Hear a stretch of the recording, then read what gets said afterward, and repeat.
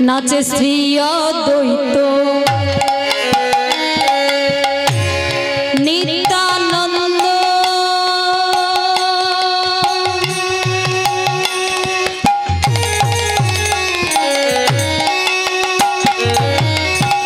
श्रीवास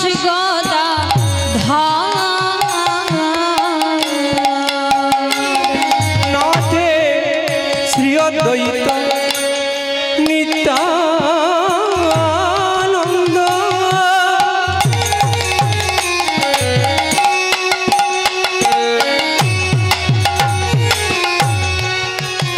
नाचे रे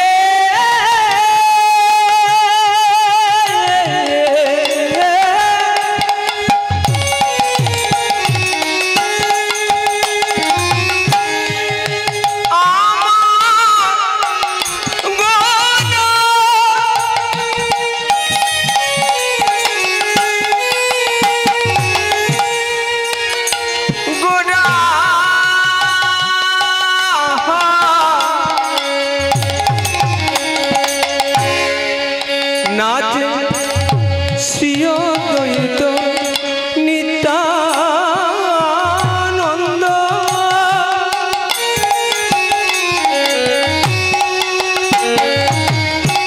श्रीवास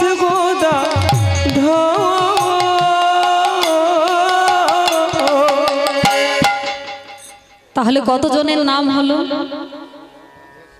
কতজনের নাম বলেছি হ্যাঁ কেউ শোনেননি কতজন তিনজনের নাম বলেছি আচ্ছা চারজনের তো একটা প্রশ্নের আজকে দুটো উত্তর পেয়ে গেলাম তাই তো একজন মা বলেছেন তিনজন আর একজন বলেছেন চারজন তাহলে সঠিকটা বলার জন্য শোনার জন্য আমি আরো একবার বলছি ঠিক আছে কি বলছেন नाचे श्री अद्वैत नित्यानंद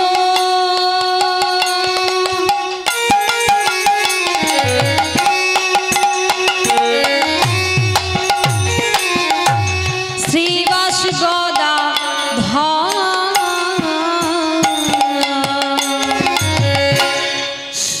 কতজন হলো চারজন তাই তো তাহলে পঞ্চতত্ত্বের মধ্যে চারজনের নাম হয়ে গেল তাহলে আরো একজন বাকি রয়ে গেল তাই তো মা আরো একজন বাকি রয়ে গেল আচ্ছা আগে বলুন তো আমাদের হাতের কটা আঙ্গুল রয়েছে পাঁচটা আঙ্গুল তাই তো তা পাঁচটা আঙ্গুল যদি থাকে তো কোন আঙ্গুলটা না থাকলে কোনো কর্ম করতে পারবো না কোনটা হ্যাঁ আমার ভাই ঠিক বলেছে এই আঙ্গুল বৃদ্ধা এই আঙ্গুলটা না থাকলে মাগো আমরা কোনো কর্ম করতে পারবো না ঠিক তেমনি মাগো আজকে পঞ্চতত্ত্বের মধ্যে যিনি ষাট তত্ত্ব রয়েছে পঞ্চতত্ত্বের ষাট তত্ত্ব একজনই রয়েছেন তিনি কে তিনি কে দেখো সবার মাঝে গৌরাঙ্গ সুন্দর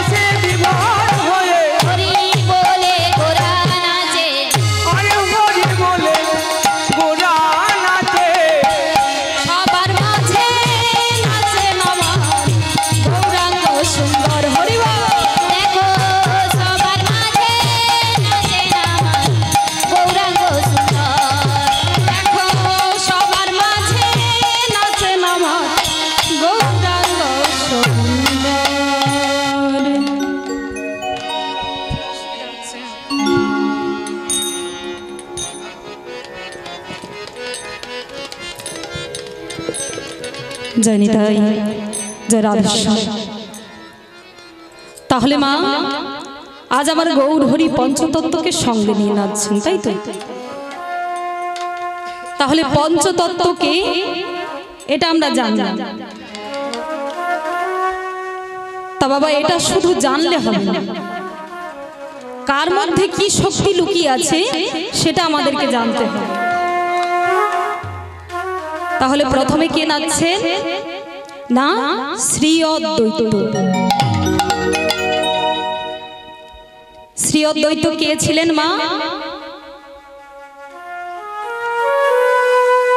বলছেন শান্তিপুরের বুড়ো মালি বৈকুণ্ঠের বাগান করিয়া খালি আনিল এক নবরসের চারা। নিতাই মালিরে পাইয়া চারাটি হাতে দিয়া রোপণ করিতে দিল নাড়া। নিতাই গৌর হরি। সেই অদ্বৈত প্রভু মাগো তিনি হলেন আমার গৌরানা ঠাকুর। গৌরানা ঠাকুর হলেন অদ্বৈত আচার্য। আর অদ্বৈত আচার্যের ডাক নাম মাগো কি ছিল? কমলাক্ষ। আর অদ্বৈত প্রভুর মায়ের নাম কি ছিল? কমলাক্ষের মায়ের নাম কি ছিল? নাভা দেবী। বাহ, তো নাভা দেবী ছিলেন। একদিন মধ্যরাত্রিতে নাভা দেবী ঘুমিয়েছিলেন মাগো, হঠাৎ চিৎকার করে ডাক দিচ্ছে, চিৎকার করে ডাক দিচ্ছেন, কমলাক্ষ কমলাক্ষ কমলাক্ষ। এদিকে মায়ের চিৎকার শুনে কমলাক্ষ ভয়ে ভীত হয়ে মায়ের কাছে ছুটে গিয়ে বলছে, ও মা, মা তোমার কি হয়েছে মা? তুমি এইভাবে কাঁদছো কেন? বলো না মা, তোমার কি হয়েছে বলো মা, তুমি এইভাবে কাঁদছো কেন বলো।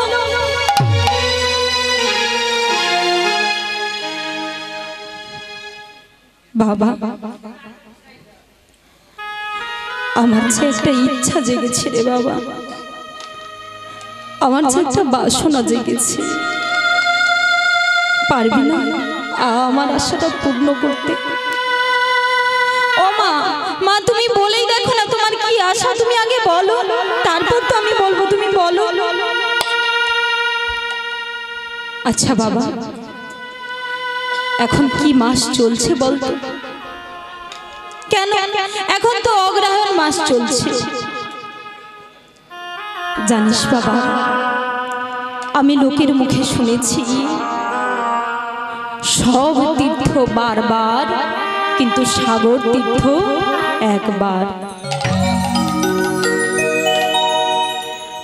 আমার খুব ইচ্ছা জেগেছে রে, আমার খুব ইচ্ছা জেগেছে, আমাকে একটু সাগর তীর্থে নিয়ে যাবি, আমাকে একটু সাগর তীর্থে নিয়ে চল না, আমার ভীষণ ইচ্ছা করছে, একটু নিয়ে চল। সঙ্গে সঙ্গে কমলাক্ষ বলছেন, পারবো না, পারবো না, তোমার এই কথাটা আমি রাখতে পারবো না। তুই কি বলবি? মায়ের ইচ্ছা জেগেছে আর তুই বলছিস কিনা পারবি না?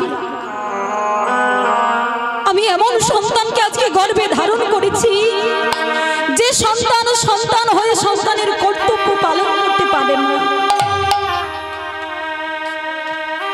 আমার আজকে ইচ্ছা জেগেছে যে আমি সাগর তীর্থে যাব, আর তুই আমাকে নিয়ে যাবি না, না বলছিস? ও মা, মা তুমি শুধু মিছিমিছি আমার উপর রাগ করছো মা, তুমি তো আগে শুনবে যে আমি কেন নিয়ে যেতে পারবো না। তুমি আগে শোনো। জানো জানো মা, সাগর তীর্থে যেতে গেলে একটি জায়গা পড়ে, যার নাম হলো শতমুখী বানতলা।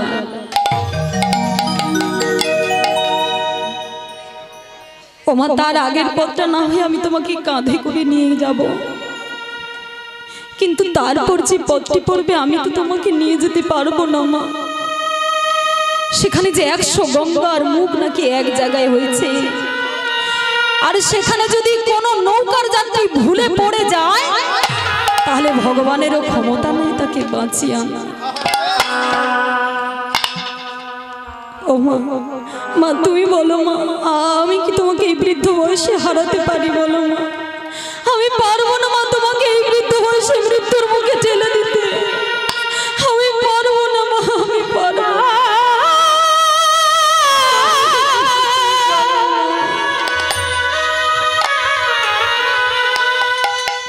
তুমি বলো না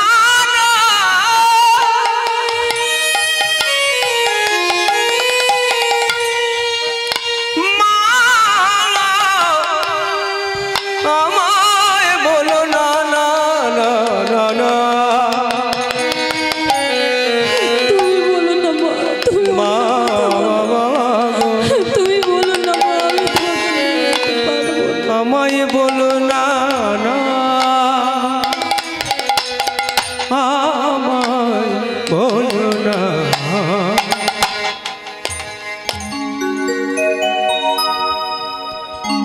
তুই কি বলছিস? তোর মায়ের ইচ্ছা জেগেছে আর তুই সেটা বলছিস পূর্ণ করতে পারবি না? তুই কেমন সন্তান হয়েছিস যে সন্তান হয়ে সন্তানের দায়িত্ব পালন করতে পারে না? এমন সন্তানের আমি মুখ দেখতে চাই না। যা তুই চলে যা, চলে যা এখান থেকে, যা তুই চলে যা, চলে যা।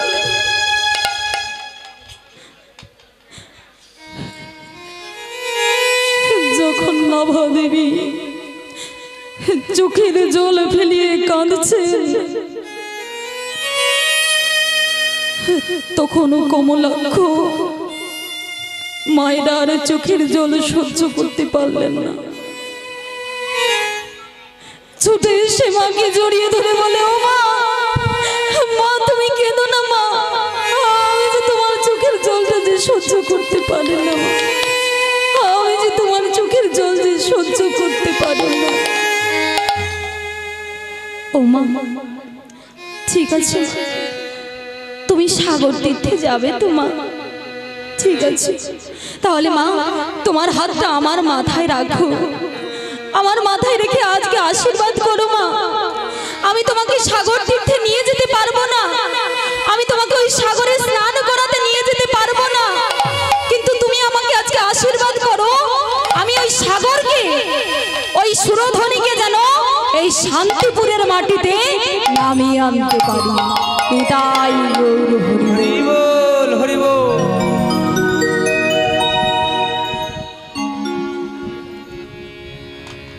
আজকে মাগো সেই গঙ্গাকে মর্তের মাটিতে নামিয়ে আনার জন্য আজকে অদ্বৈত প্রভু হুঙ্কার দিতে দিতে যাচ্ছেন আর বলছেন, কোথায় কোথায় হে পতিত পাবনী গঙ্গা, নেমে এসো, নেমে এসো এই শান্তিপুরের মাটিতে, নেমে এসো এই শান্তিপুরের মাটিতে, নেমে এসো এই শান্তিপুরের মাটিতে।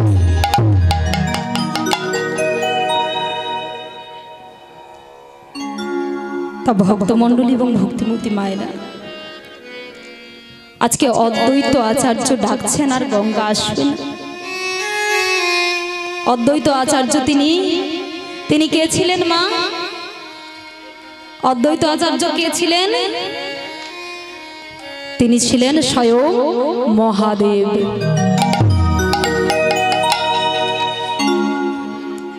তাহলে স্বয়ং মহাদেব ডাকছেন আর গঙ্গা আসবে না, এমন কি হয়েছে মা? যেই আজকে অদ্বৈত প্রভু হুঙ্কার দিয়েছে অমনি কুল কুল শব্দে ধ্বনি করে আজকে গঙ্গা নেমে এসেছে শান্তিপুরের মাটিতে।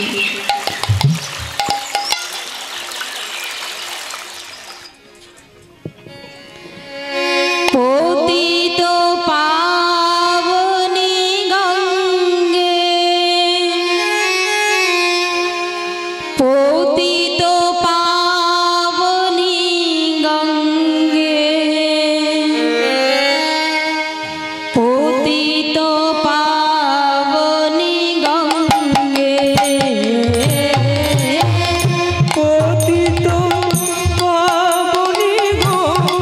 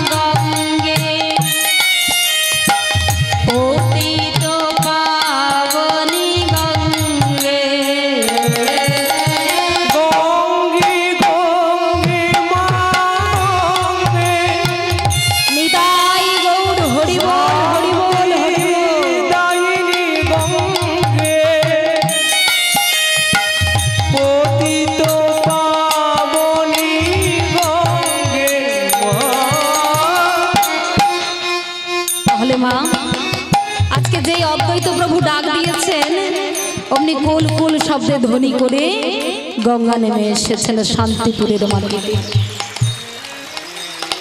আর যেই শান্তিপুরের মাটিতে মাগো নেমে এসেছেন অদ্বৈত আচার্য নাম দিয়েছেন সুরধ্বনি গঙ্গা।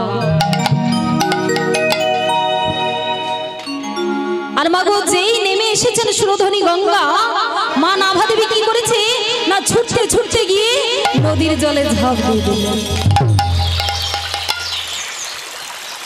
নদীর জলে ঝাঁপ দিয়ে স্নান করছেন। আর এদিকে স্নান করতে করতে মনে মনে আবার চিন্তা করছে যে রে এটা তো আমি আমার নিজের জন্য চেয়ে ফেলেছি, এটা তো আমি আমার নিজের জন্য চেয়ে ফেলেছি, এবার আমি যেটা চাইবো সেটাই জগৎবাসীর জন্য চাইবো। কারণ মা তো জানেন যে ছেলে আমার কোনো অংশে কম নয়, আমি যা চাইবো ছেলে আমাকে তাই দেবে। আজকে কি করেছে না মা নাভা দেবী স্নান করছেন, স্নান করতে করতে হঠাৎ ডাক দিচ্ছেন কমলাক্ষ কমলাক্ষ কমলাক্ষ। আর এদিকে অদ্বৈত প্রভু ভাবছেন যে মায়ের কি কোনো বিপদ হয়েছে, ছুটতে ছুটতে এসে নদীর জলে ঝাঁপ দিয়ে বলছে ও মা, মা তোমার কি হয়েছে মা, বলো না মা তুমি এইভাবে চিৎকার করছো কেন, বলো তোমার কি হয়েছে, বলো কি হয়েছে বলো।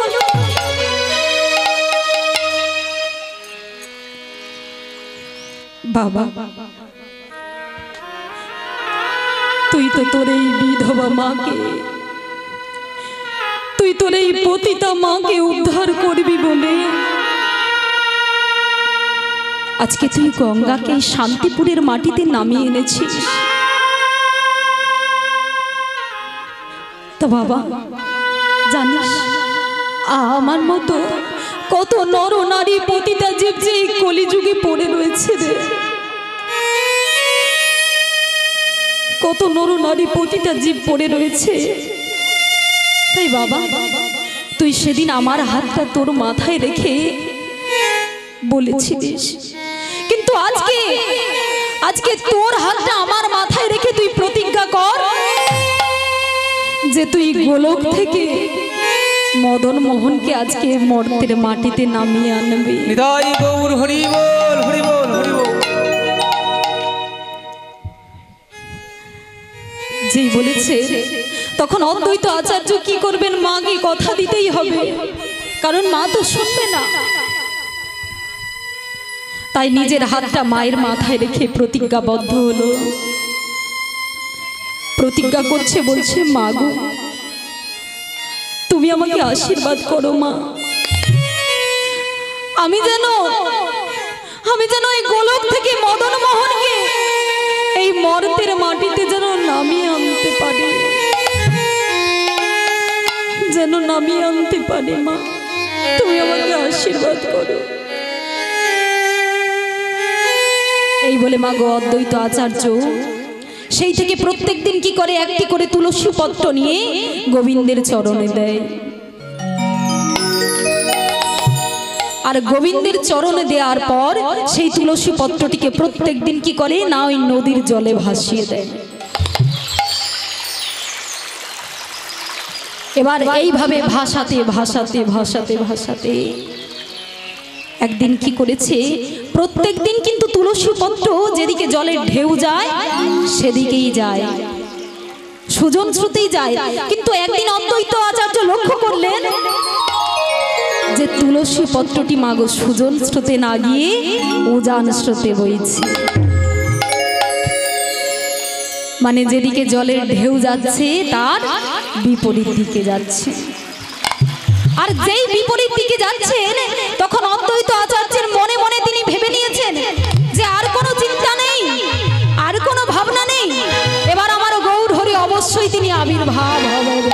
তাই গৌর হরি।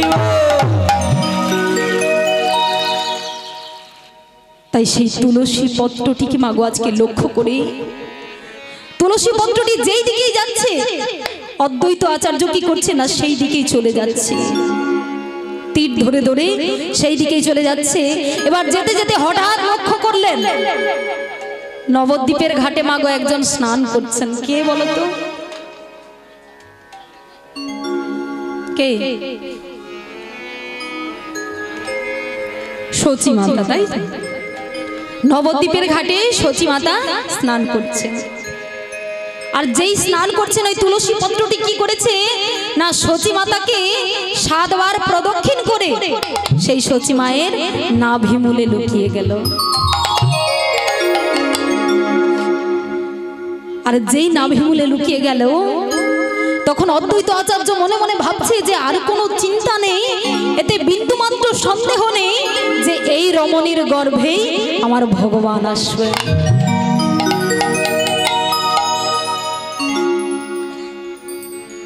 আবার এটাও চিন্তা করছে যে এই রমণীর গর্ভেই তো আসবে, কিন্তু আমি চিনব কেমন করে কোনটা আমার ভগবান? মানে সচী দেবীর যদি অনেকগুলো সন্তান হয় তাহলে কেমন করে চিনব যে আমার ভগবান কোনটা? আবার মনে মনে চিন্তা করে তিনি কি ভাবছেন যে ঠিক আছে, সচী দেবীর যখনই সন্তান হবে আমি খবর পেয়ে ওনার চরণে ভগবান জ্ঞানে প্রণাম করব। আর সে যদি আমার প্রণাম সহ্য করতে পারে তাহলেই আমি ভেবে নেব যে ইনি আমার ভগবান।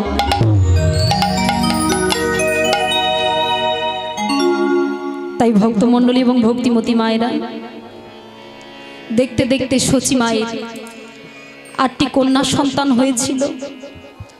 আর অদ্বৈত প্রভু কি করেছেন না যখনই খবর পেয়েছেন তখনই ভগবান জ্ঞানে যখনই প্রণাম করতে গিয়েছেন তখনই তারা পরলোক গমন করলেন। এরপর বিশ্বরূপ নামে একজন ছেলে এলো, সেও চলে গেল। তারপর যখন নিমাই এসে জগতে এই হরিনাম প্রচার করছেন, যখন হরিনাম প্রচার করছেন তখন অদ্বৈত আচার্যের কাছে খবর গিয়ে বলছে, ও গোসাই গোসাই দেখবে চলো, তোমার ডাকে আজকে ভগবান সাড়া দিয়েছেন, চলো দেখবে চলো। তুমি জানো তো এইটুকু একটা বাচ্চা ছেলে কি সুন্দর তার রূপ। দেখবে তো আচার্য তখন মনে মনে ভেবে নিয়েছেন যে আর কোনো সন্দেহ নেই, ইনি আমার সেই ভগবান। আজ আমার ডাকে আমার গৌর হরি এসেছে, আমার ডাকে আজ আমার গৌর হরি এসেছে। তাই মাগো আজকে সেই গৌরানা ঠাকুর হলেন অদ্বৈত আচার্য। তাহলে প্রথমে কে নাচছেন না শ্রী অদ্বৈত, তারপরে কে নাচছেন নিত্যানন্দ। তাহলে নিত্যানন্দকে, নিত্যানন্দ পূর্বে কে ছিলেন? দাদা বলরাম। দাদা বলরাম ছিলেন নিত্যানন্দ। তাহলে কে কে নাচছেন? নাচে শ্রী অদ্বৈত, নিত্যানন্দ, শ্রীবাস। শ্রীবাস পূর্বজন্মে মাগো কে ছিলেন? শ্রীবাস কে ছিলেন বাবা? নারদ মুনি ছিলেন, তাই তো? না আমার বাবাকে বলবো না, কারণ উনি সবই জানেন। তো পূর্বে ছিলেন কে না নারদ মুনি, আর এই কলিযুগে হয়ে এসেছেন কে না শ্রীবাস পণ্ডিত। নবদ্বীপের মধ্যে মাগো যদি কেউ একমাত্র আমার গৌর হরিকে ভালোবেসে থাকেন তিনি আর কেউ নন। তিনি কে না তিনি হলেন আমার শ্রীবাস পণ্ডিত।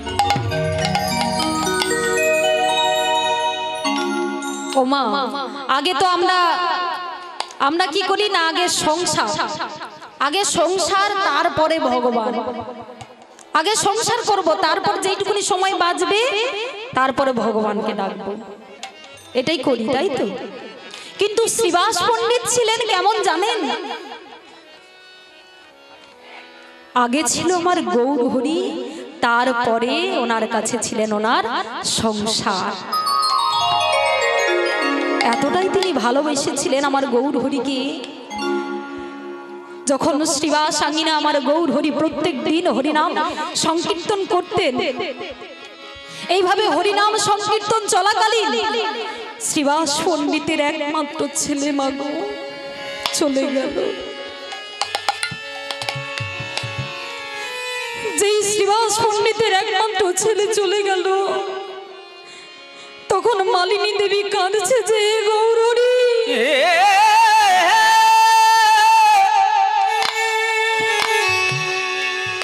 গৌর হরি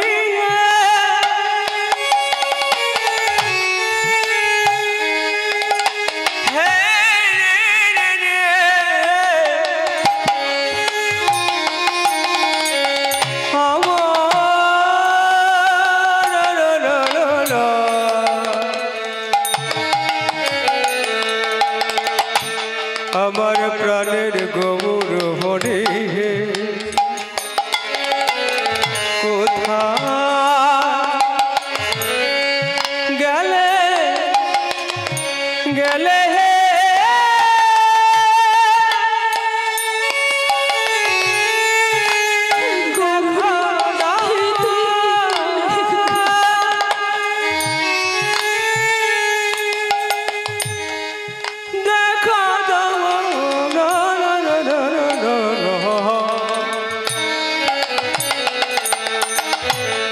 দেখা দাও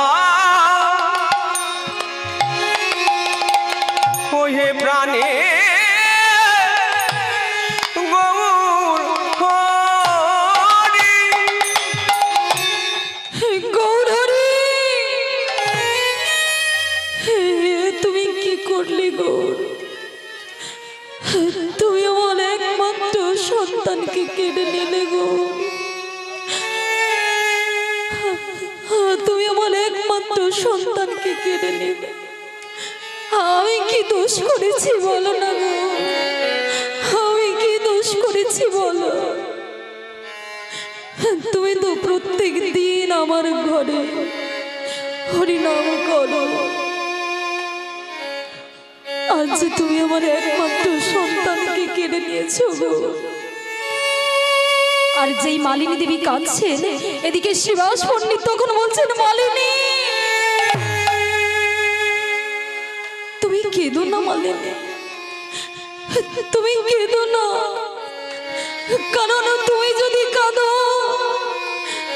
তোমার এই কান্নার রব যদি আমার গৌর হরি শুনে নেয়, তাহলে যে আমার ঘরে আর হরিনাম সংকীর্তন হবে।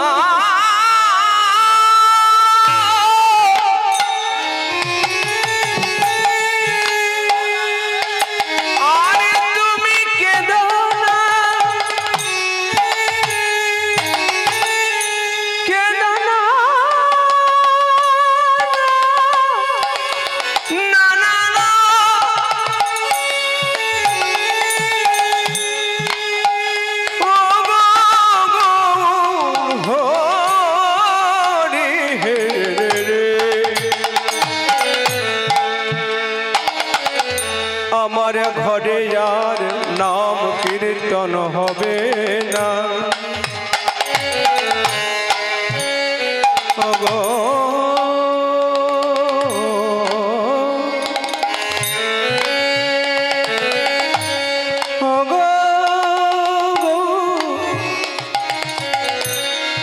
হরি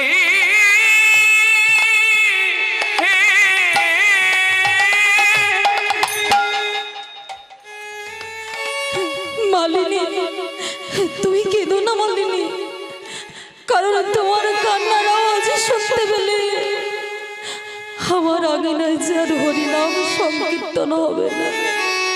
তাই তুমি কেঁদো না মালিনী, তুমি কেঁদো না।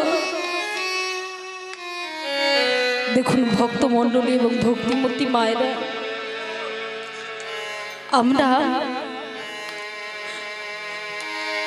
আমাদের যদি সন্তানের কোনো একটু যদি কিছু বিপদ হয়, আমরা একটুখানি ধৈর্য ধরে বসতে পারি না, কিন্তু দেখুন শ্রীবাস পণ্ডিতের একমাত্র সন্তান চলে গেল।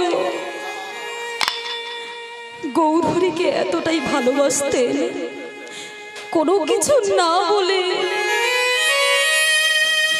শুধু যেন হরিনাম সংকীর্তন যেন বাড়িতে চলে।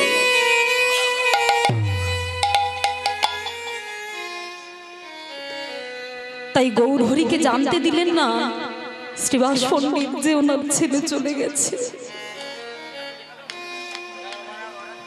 সেই শ্রীবাস পণ্ডিত যিনি পূর্বে ছিলেন নারদ মুনি। তাহলে আর কে কে নাচছেন? শ্রী অদ্বৈত নিত্যানন্দ শ্রীবাস আর গদাধর, তাই তো? তাহলে এই গদাধর কে ছিলেন?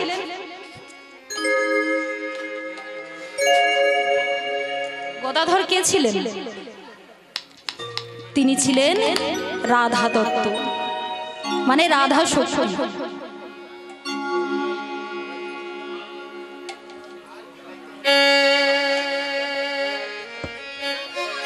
তিনি ছিলেন রাধা শক্তি।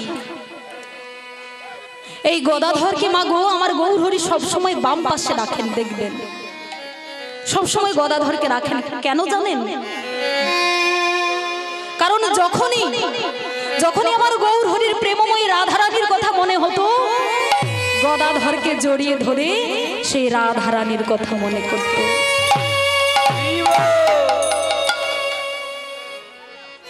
সেই গদাধরকে জড়িয়ে ধরে আমার গৌর হরি কি বলতেন জানেন তো?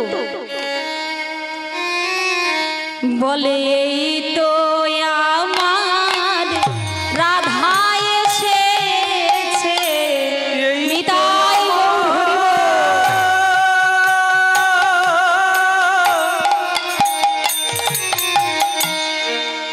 আমার রাধায়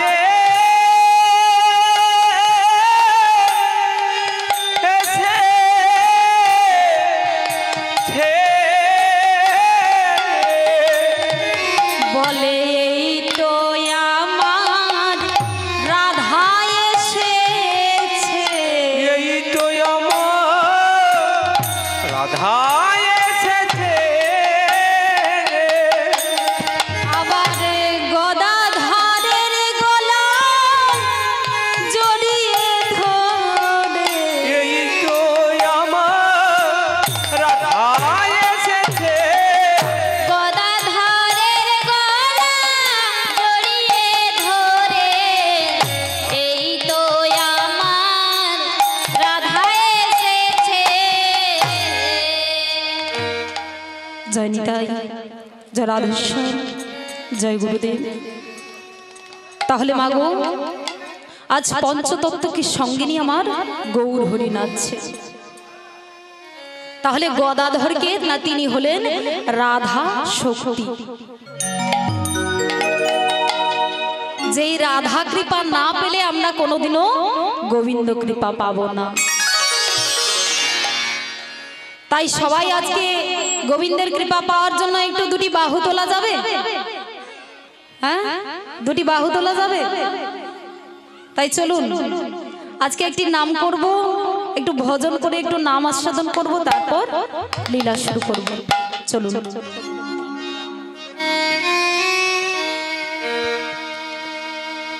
কৃষ্ণ নাম বলো ভাই, জনম বৃথা যায়। এই জনম, এই জীবনটা কতদিনের?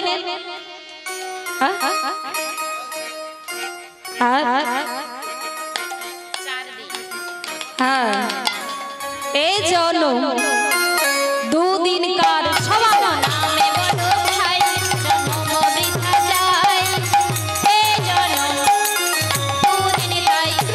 নাম বলো ভাই, জনম বৃথা যায়।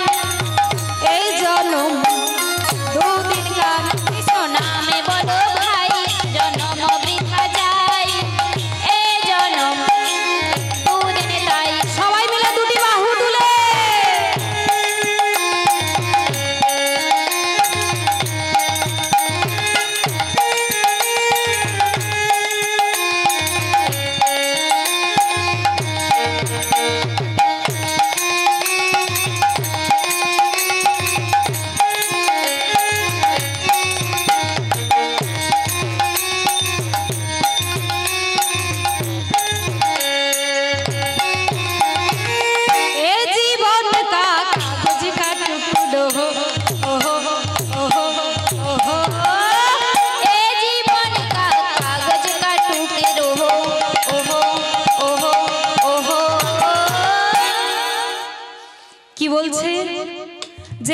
জীবন কা কাগজ কা টুকরো মানে দেখুন আমাদের এত সুন্দর জীবনটাকে একটা কাগজের টুকরোর সঙ্গে তুলনা করেছেন, করলেন না কেন?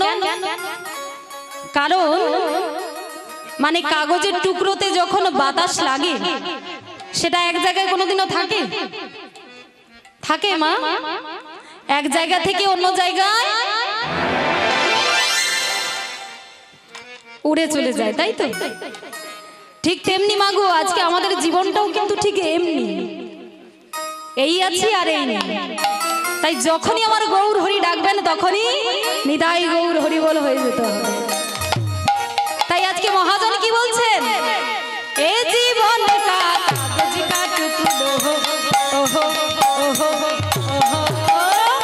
এ জীবন কা কাগজ কা টুকরো ওহো ওহো ওহো, হলা গাছে উড়ে যায় জন্ম বৃথা যায়, এই জন্ম দুদিন কাল কৃষ্ণ নামে বলো ভাই জনম বৃথা যায়, এ জনম দুদিনে তাই কৃষ্ণ নামে বলো ভাই জনম বৃথা যায়, এ জনম দুদিনে সবাই তাই। মিলে দুটি বাহু তুলে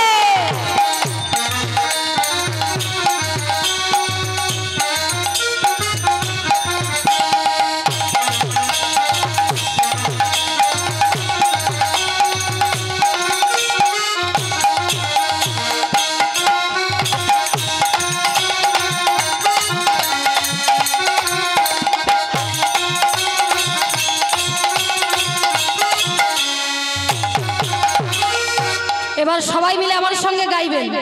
তুলুন দেখি বাহু তুলুন দেখি। এবার সবাই মিলে আমার সঙ্গে চিৎকার করে বলবেন, ঠিক আছে? হরে কৃষ্ণ কৃষ্ণ কৃষ্ণ হরে হরে, হরে রাম রাম রাম হরে হরে। বলি বাহ বাহ বাহ বাহ বাহ বাহ বাহ বাহ, আহা হরে কৃষ্ণ। দাঁড়া না একটু শুনি ভক্তদের আওয়াজ। বাহ বাহ বাহ, হরে বাহ বাহ বাহ, খুব সুন্দর হচ্ছে। হরে কৃষ্ণ কৃষ্ণ। এদিকের কি হয়েছে? হ্যাঁ, হরে কৃষ্ণ কৃষ্ণ কৃষ্ণ হরে হরে, হরে রাম রাম রাম হরে হরে, হরে কৃষ্ণ নিতাই গৌর হরি বল হরি বল। হরে হরে, হরে রাম রাম রাম হরে হরে, হরে কৃষ্ণ হরে কৃষ্ণ কৃষ্ণ কৃষ্ণ হরে হরে, হরে রাম নিতাই গৌর হরি বল হরি বল। হরে কৃষ্ণ কৃষ্ণ কৃষ্ণ হরে হরে, হরে রাম রাম রাম হরে হরে, বল হরি বল।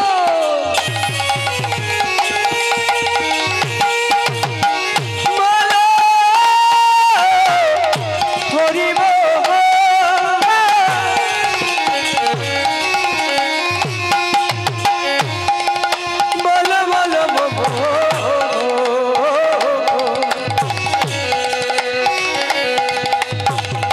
বলো হরি বল, বলো হরি বল, বলো হরি বল।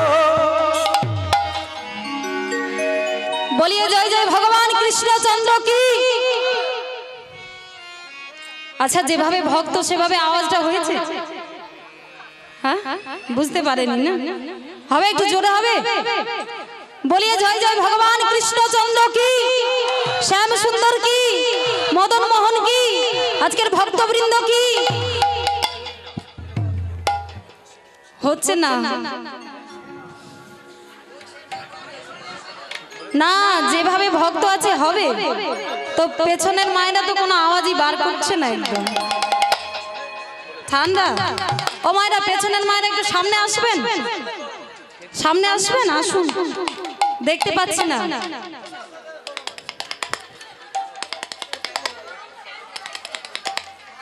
পেছন থেকে সবাই চলে আসুন, সামনে আসুন। বলিয়ে জয় জয় ভগবান কৃষ্ণচন্দ্র কি, শ্যাম সুন্দর কি, মদন মোহন কি, ভক্তবৃন্দ কি, আজকের কর্তৃপক্ষ কি, যারা যারা বলছে নাকি।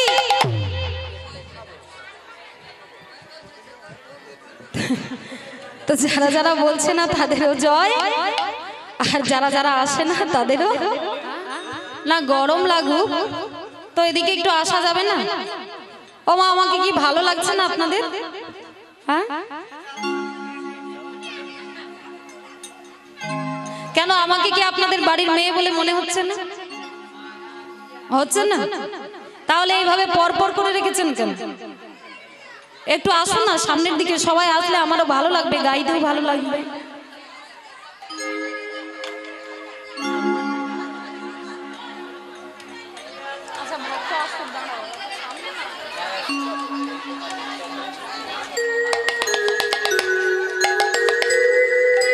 জনিতা জরাধি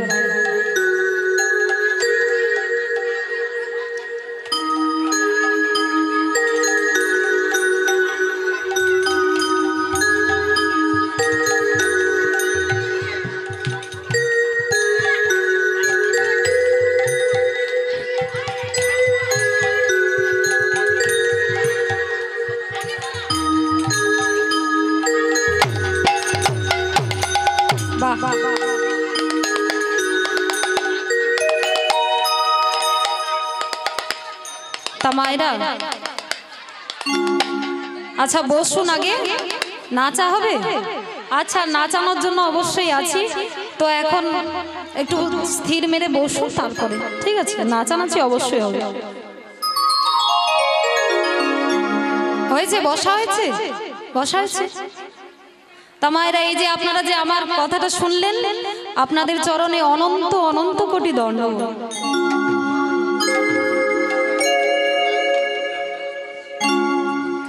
এই যে এই যে এই যে এই যে, তাই এইভাবে তুমি কাঁদছো কেন? সবাই এইভাবে আনন্দ করছে, তা তুমি এইভাবে কাঁদছো কেন বলো? তোমার কি হয়েছে? আরে তোমাকেই বলছি, বুঝতে পারছো না? হ্যাঁ, এসো আমার কাছে, এসো আমার কাছে, এসো বলবো। বলে, প্রভু আমি জানি প্রভু যে তোমার যাওয়ার সময় হয়ে গেছে, তুমি তো চলে যাবে। তাই যদি তুমি চলে যাও, তোমার কাছে যে আমি কিছু আর চাইতে পারবো না। জানো প্রভু, আমি এতদিন যা কিছু চেয়েছি নিজের জন্য আমি কোনোদিনও চাইনি। যা কিছু চেয়েছি সবই এই জগৎবাসীর জন্য আমি চেয়েছি। প্রভু, আজ আমি একটা জিনিস চাইবো, দেবে আমার? দেবে? বলো না, আমাকে দেবে তুমি? বলো না তুমি কি চাও, তুমি কি চাও বলো। তুমি যা চাইবে আমি তোমাকে আজকে তাই দেব। তাই গৌর হরির দুটি চরণ জড়িয়ে ধরে বলছি, প্রভু আমি সেই বহুদিনে ধরে তোমার লীলা দর্শন করে আসছি, কিন্তু জানো প্রভু, যতই আস্বাদন করি ততই যেন আমার পিপাসার স্বাদ বেড়ে যায়। কোনো কিছুতেই যেন আমার স্বাদ মিটছে না। তাই প্রভু, আমি এই কলিযুগে জন্মগ্রহণ করে আমি নিজের চোখে তোমার লীলা দর্শন করতে চাই প্রভু। বলে, তুমি কি চাইছো? এটা কি কোনোদিনও সম্ভব? কেন সম্ভব হতে পারে না? কেন হতে পারে না? যতই আস্বাদন করি ততই যেন আমার পিপাসা পিপাসার স্বাদটা আরো বেড়েই চলছে, কিছুতেই যে আমার স্বাদ মিটছে না। তাই তুমি আমাকে এই কলিযুগে জন্মগ্রহণ দিও, আমি যেন নিজের চোখে তোমার লীলা দর্শন করতে চাই প্রভু। এই কৃপাই তুমি শুধু করো। ঠিক আছে, তুমি যখন চাইছো তোমার আশা অবশ্যই পূর্ণ হবে, তোমার আশা অবশ্যই পূর্ণ হবে। তা গৌরহরি, তুমি যদি জন্ম দাও, কোনো ধনী পরিবারে আমাকে জন্ম দিও না, কোনো বড়লোক পরিবারে আমাকে জন্ম দিও না। জন্ম যদি দিতেই হয় এক কৃষ্ণ ভক্ত মায়ের গর্ভে তুমি আমাকে জন্ম দিও গৌর। এক কৃষ্ণ ভক্ত মায়ের গর্ভে তুমি আমাকে জন্ম দিও। তাই হবে, তুমি যা চাইছো তোমার আশা অবশ্যই পূর্ণ হবে। তাই চলুন ভক্তমণ্ডলী এবং ভক্তিমতী মায়েরা, আমরা ভগবানের নাম যতই শুনি ততই যেন নতুন বলে মনে হয়, তাই তো? তা মাগো, আপনারা হয়তো অনেক কিছু জানেন, আমি কিছু জানি না। তাই আজকে সেই লীলা আস্বাদন করব যার নাম হলো অদ্বৈত প্রভুর পুনর্জন্ম, যার নাম হয়েছিল দুঃখী কৃষ্ণদাস।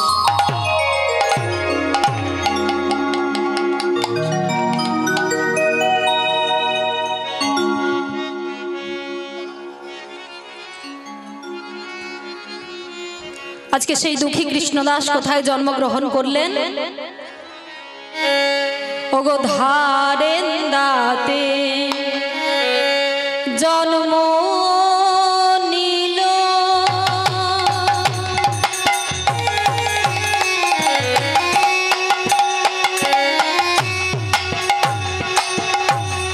দুঃখী মণ্ডল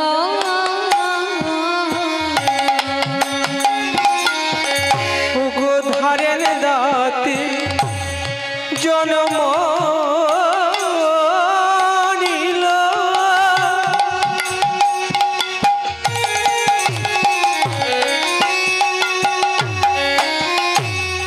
দুঃখী মণ্ডল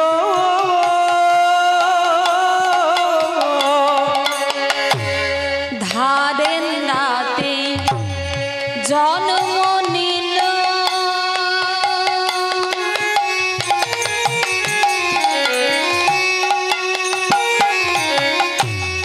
দুঃখী মণ্ডল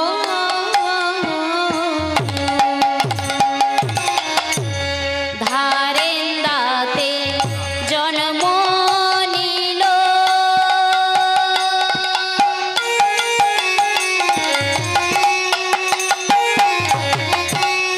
দুঃখী মণ্ডল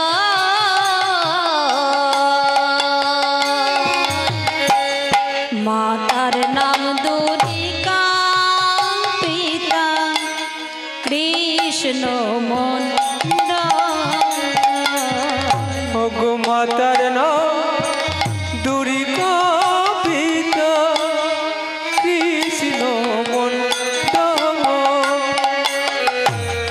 মাতার নাম দুর্গা, পিতা কৃষ্ণ মণ্ডল।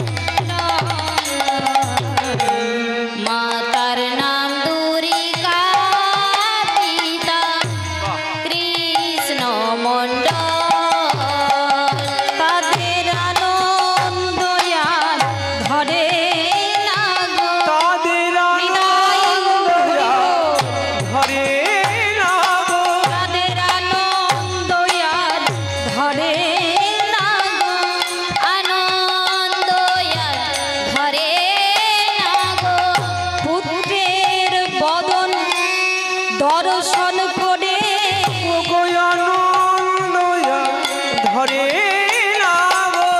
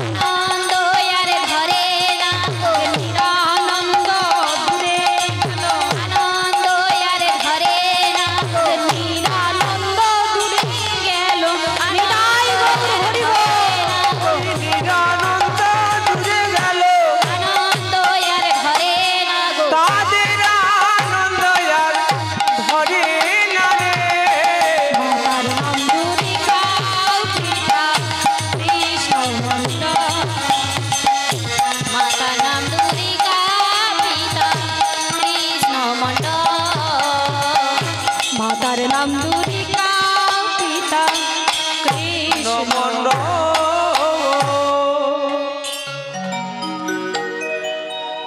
ভক্তমণ্ডলী এবং ভক্তিমতী মায়েরা, আজকে দুর্গা দেবীর কোল আলো করে পুত্র সন্তান জন্ম নিয়েছে। আর যেই পুত্র সন্তান জন্ম নিয়েছে অনেকদিন পর দুর্গা দেবীর সন্তান হয়েছে, তাই পাড়া প্রতিবেশীরা সবাই ছুটতে ছুটতে আসছে যে দেখি তো দুর্গা দেবীর সন্তান কেমন হয়েছে।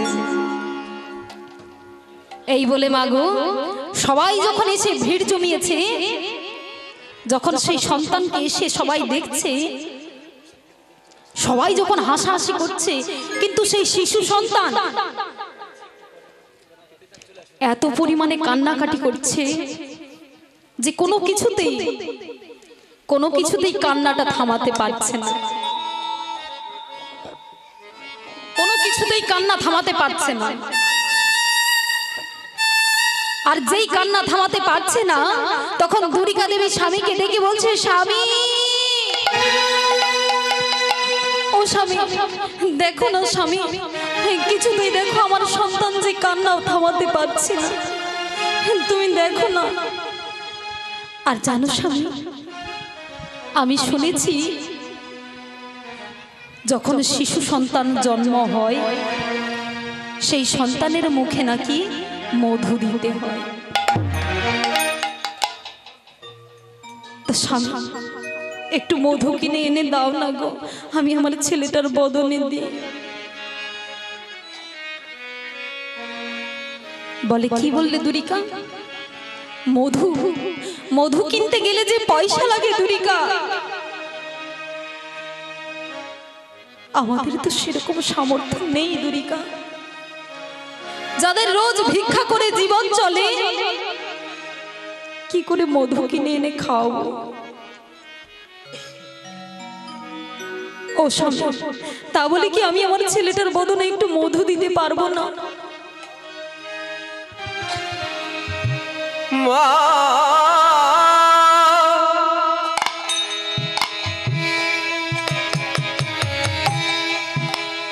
আমি কি মধু দিতে পারবো না?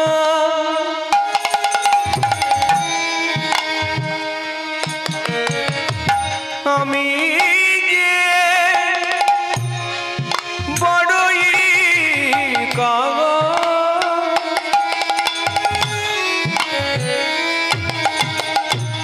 আমি যে বড়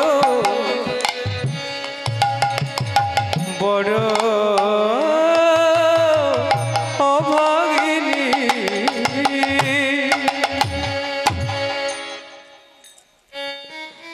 তা বলে কি আমি আমার ছেলের বদনে একটু মধু দিতে পারবো না? তাহলে দেখো আমার ছেলেটা যে কিছুতেই কান্না বন্ধ করছে না। ও স্বামী, স্বামী তুমি না হলে মধুটা একটু এনে দাও না ধার করে, আমি না হলে পরে কাজ করে শোধ করে দেব। কি বলছো দুর্গা? গোবিন্দ এতদিন পরে আমাদের একটি পুত্র সন্তান দিয়েছে, আর তুমি কিনা বলছো ধার করে মধু এনে তাকে সেবা দেবে? না না দুর্গা, না না, এটা হয় না, এটা হয় না দুর্গা। তাহলে আমি কি করব? দেখো না, দেখো না আমার সন্তানের যে কিছুতেই কান্না থামছে না, দেখো না দুর্গা।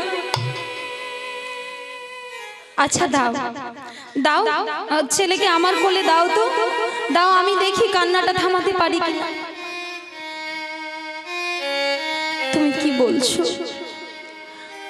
আমি মা হয়ে ছেলের কান্না থামাতে পারছি না, আর তুমি কি না বলছো কোলে নিয়েই নাকি তার কান্না থামিয়ে দেবে?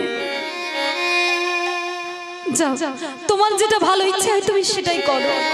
এই বলে কি করেছে দুর্গা না, সন্তানকে নিয়ে আজকে স্বামীর কোলে দিয়েছে।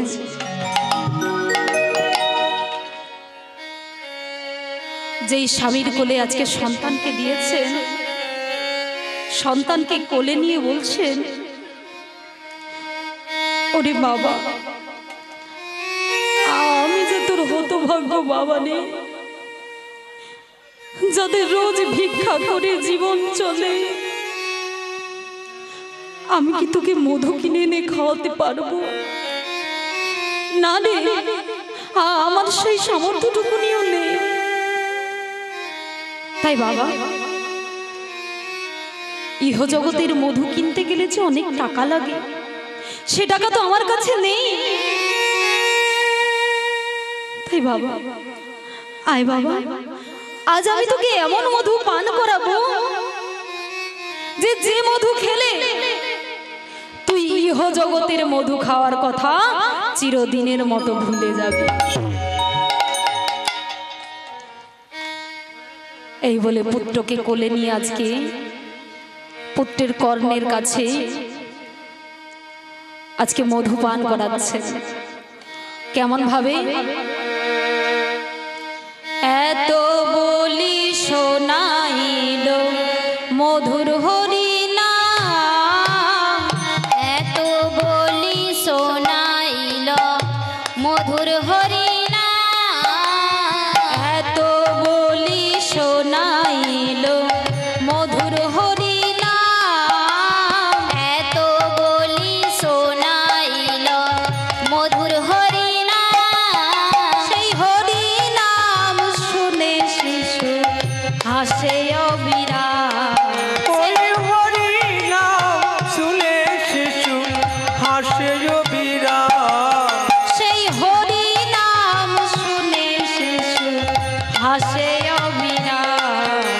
হরিনাম শুনে শিশু হাসে অবিরাম, ও তার কান্না রব দূরে গেল, ও তার কান্না রব দূরে গেল, কান্না রব দূরে গেল, ও তার কান্না রব দূরে গেল।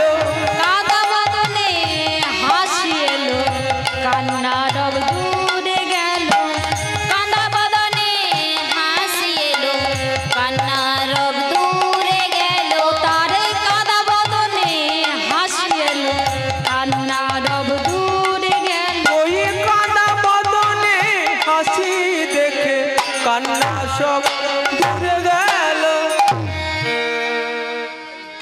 এই বলে দুর্গা দেবী কি করেছেন? যেই দেখতে পেয়েছে যে শিশুর কর্ণে কৃষ্ণ নাম দেওয়া মাত্রই শিশুর কান্না থেমে গেছে, তখন পাড়া প্রতিবেশী সবাই একেবারে অবাক হয়ে ডাক দিয়ে বলছে, ও কৃষ্ণ, ও দুর্গা, জানো দুর্গা, তোমাদের ঘরে না যেমন তেমন সন্তান আসেনি গো, তোমাদের ঘরে না যেমন তেমন সন্তান আসেনি। আমাদের মনে হচ্ছে এই সন্তানের দ্বারাই দেখবে তোমাদের নাম একদিন এই পৃথিবীতে উজ্জ্বল হবে।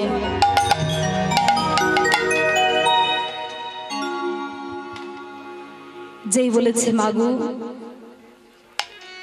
যেই সন্তানের জন্যই আজকে ওনার নাম উজ্জ্বল হবে। জানো কৃষ্ণ, তোমার ছেলের নাম কি রাখবো জানো তো? দুঃখের পরিবারে জন্মগ্রহণ করেছে, তাই আজ থেকে ওর নাম রাখলাম দুঃখী।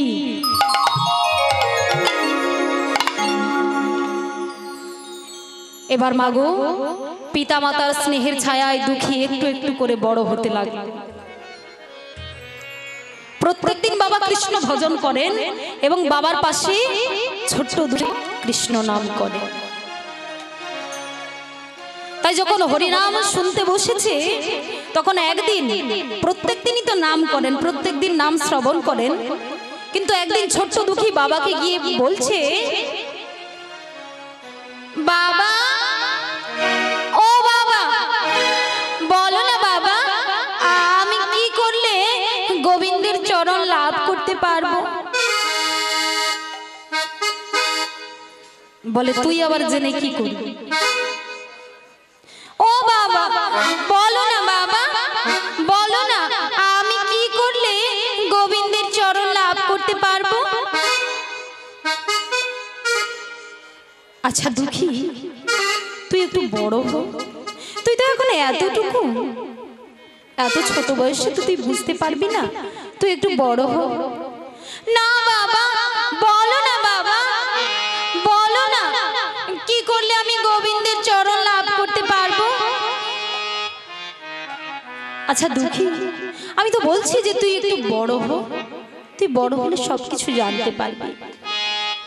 ও বাবা, তখন থেকে তুমি শুধু বলছো বড় হও বড় হও বড় হও, কিন্তু বাবা আমার যদি বড় হওয়ার আগে আমার যদি ডাক চলে আসে বাবা, তখন আমি কি করব? দুঃখী, এ তুই কি বলছিস দুঃখী? অমন কথা বলিস না দুঃখী, অমন কথা বলিস না। অনেকদিন পর গোবিন্দের ইচ্ছায় যে তোকে আমরা পেয়েছি রে দুঃখী, অমন কথা তুই বলিস না। ও বাবা, তাহলে তুমি বলো আমি কি করলে গোবিন্দের চরণ লাভ করতে পারবো? তুমি বলো। তুই যখন জানতে চাচ্ছিস তখন আমি বলছি শোন দুঃখী, গোবিন্দের চরণ লাভ করতে গেলে প্রথমে গুরুচরণ আশ্রয় করতে হয়। গুরুচরণ আশ্রয় করলে উনি শিখিয়ে দেবেন গোবিন্দের চরণ কিভাবে লাভ করতে হয়। তাই দেখুন মা, আজকে ছোট্ট দুঃখী কিন্তু জেনে নিল বাবার কাছে যে গোবিন্দকে পাওয়া যায় কেমন ভাবে। আস্তে, একটু আস্তে, ঠিক আছে। ছোট্ট দুঃখী আজকে জেনে নিল গোবিন্দকে পাওয়ার উপায়টা কি। তাই সেই থেকে ছোট্ট দুঃখী সবসময় গোবিন্দের নাম করে, দিবানিশি নাম করে, কিন্তু মনটা পড়ে থাকে কবে গুরুর বাড়ি যাব আর কবে গুরুচরণ আশ্রয় করব। নিতাই গৌর হরিব।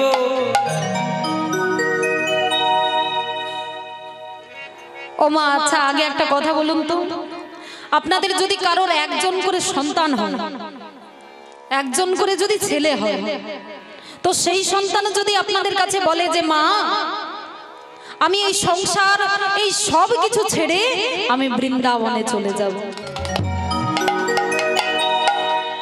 তো আপনারা কি কেউ মতামত দেবেন? কেউ দেবেন?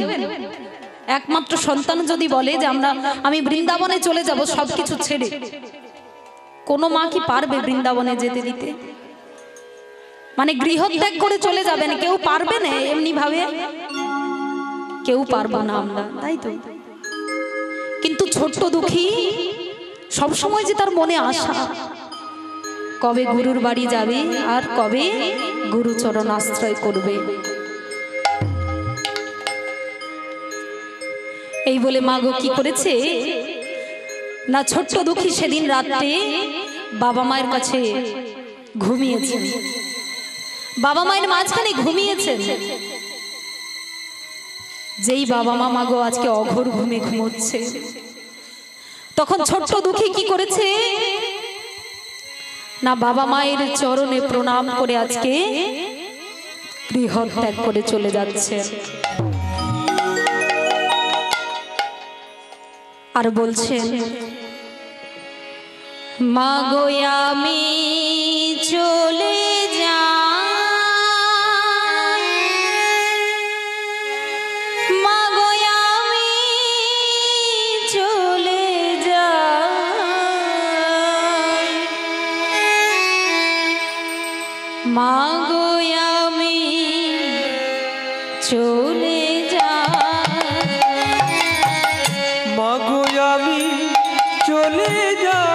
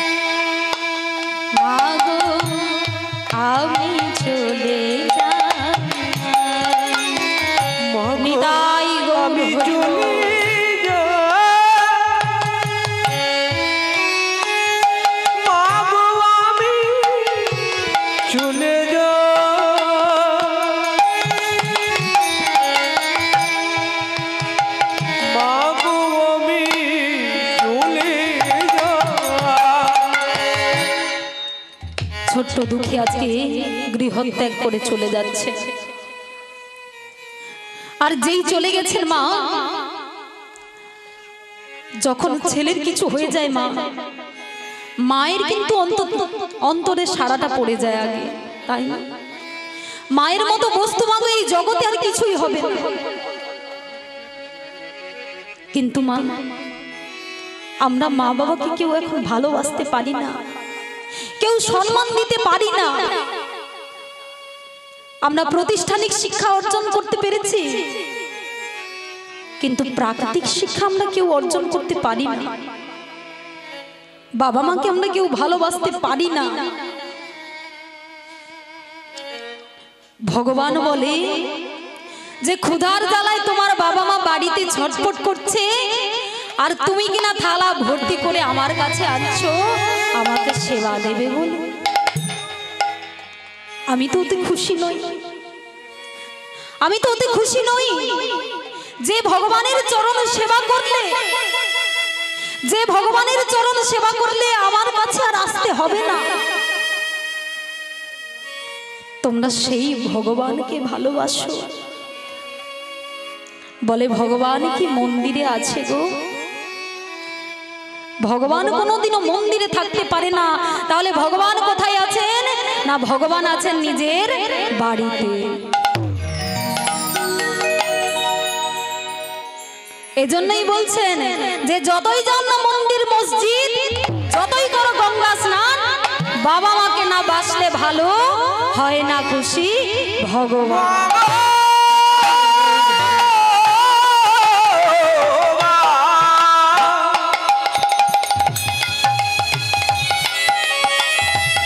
ভালো বসিলে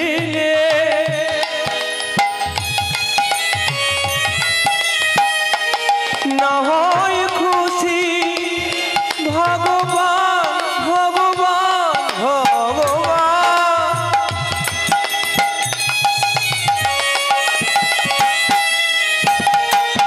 না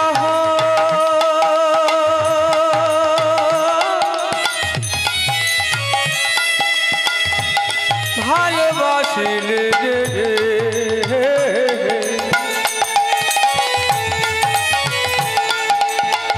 হয় না খুশি ভগবান, হয় না খুশি ভগবান, হয় না খুশি ভগবান।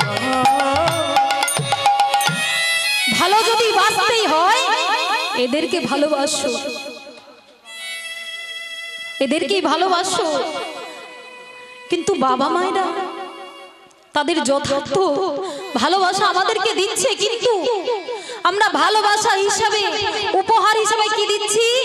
লাঞ্ছনা আর তিরস্কার। আজকালের ছেলেরা মাগো স্ত্রী বিশেষজ্ঞ, মানে বলছে হ্যাঁ, আজকালের ছেলেরা স্ত্রী বিশেষজ্ঞ মানে বলে কীর্তনিয়া কি বলছে? স্ত্রী বিশেষজ্ঞ মানে কেন? ধরুন যারা একটু চোখের স্পেশালিস্ট ডাক্তার হন তাদেরকে কি বলে? চোখের বিশেষজ্ঞ। অনেক ডাক্তার আছে না হাড়ের বিশেষজ্ঞ। তো হাড়ের বিশেষজ্ঞ মানে হাড়ের চিকিৎসা ছাড়া আর অন্য কিছুই চিকিৎসা করেন না। আর যিনি চোখের বিশেষজ্ঞ তিনি চোখের চিকিৎসা ছাড়া আর কিছুই করেন না। আর এখনকার ছেলে হয়েছে স্ত্রী বিশেষজ্ঞ, মানে বউ পেয়ে গেলে আর কাউকে দরকার নেই। ঠিক কথা বলেছি তো? বউ পেয়ে গেলে কাউকেই দরকার হয় না। এদিকে সুন্দরী বউ, তাই বউ স্বামীকে ডেকে বলছে এই যে শোনো, এই বাড়িতে আজ থেকে হয় আমি থাকবো না হয় তোমার মা থাকবে। এবার তুমি বলো কাকে রাখবে? কাকে রাখবে বলো? আমাকে না তোমার মাকে? বলো। অপদার্থ ছেলে বলছে বউকেই রাখতে হবে। অপদার্থ ছেলে বলে মায়ের তো বয়স হয়ে গিয়েছে, মা আর কতদিনই বা বাঁচবে, তো আমার যদি এমন সুন্দরী বউ চলে যায়, আমি এমন সুন্দরী বউ আর কোনোদিনও পাবো না।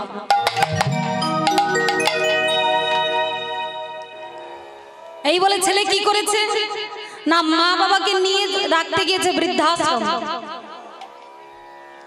বৃদ্ধাশ্রমে রাখতে গিয়েছে, সুন্দরী বউয়ের বাড়িতে সুন্দরী বউ থাকবে আর মা বাবা থাকবে বৃদ্ধাশ্রম। এবার যখন বৃদ্ধাশ্রমে রাখতে গিয়েছে, সেখানে গিয়ে কি করেছে না, বাবা মাকে বলছে, ও মা তুমি একটু বসো, আমি এক্ষুনি আসবো, তুমি একটু বসো, আমি এক্ষুনি চলে আসবো। কিন্তু মা যে বুঝতে পেরে গেছে যে আমি এত কষ্ট করে এত বড় বাড়ি তুলেছি, সেই বাড়িতে আমার এতটুকু জায়গা নেই, সেই বাড়িতে আমার এতটুকু জায়গা নেই। ও মা, মা তুমি একটু বসো এখানে, আমি এখনই যাব আর আসবো। মা বুঝে নিয়েছেন যে আমার সন্তানের বদনটা আরো কোনোদিনও আমি দেখতে পাবো না, কোনোদিনও আর দেখতে পাবো না। এমন সময় মাগো আকাশে প্রচন্ড মেঘ, প্রচন্ড মেঘ, গড় গড় শব্দ করে মেঘ ডাকছে। আর যখনই মেঘ ডাকছে তখন মা ছেলেকে ডেকে বলছে, খোকা খোকা রে, খোকা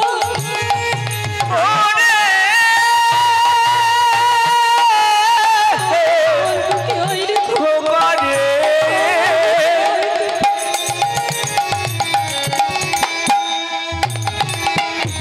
তুই কোথা গেলি রে রে রে,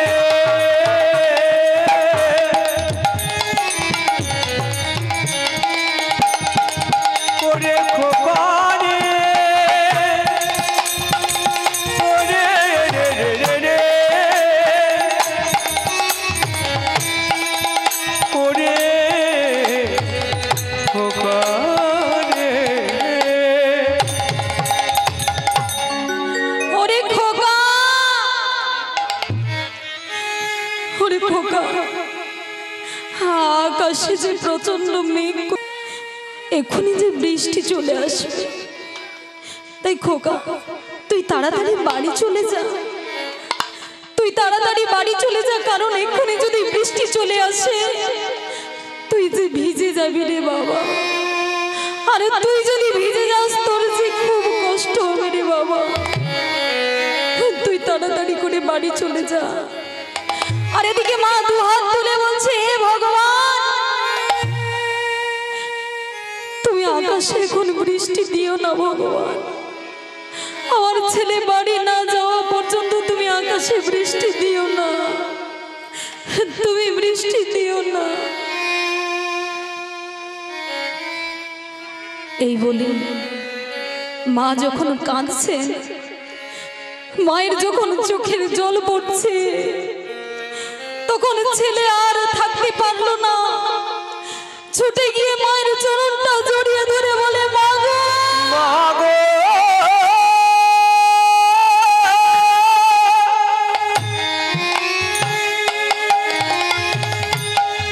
ও গো, মা,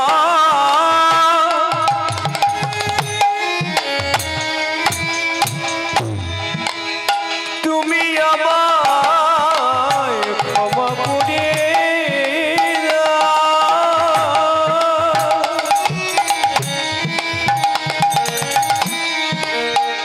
ও গো মা গো,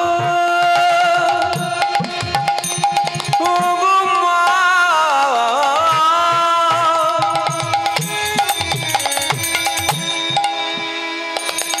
তুমি আমার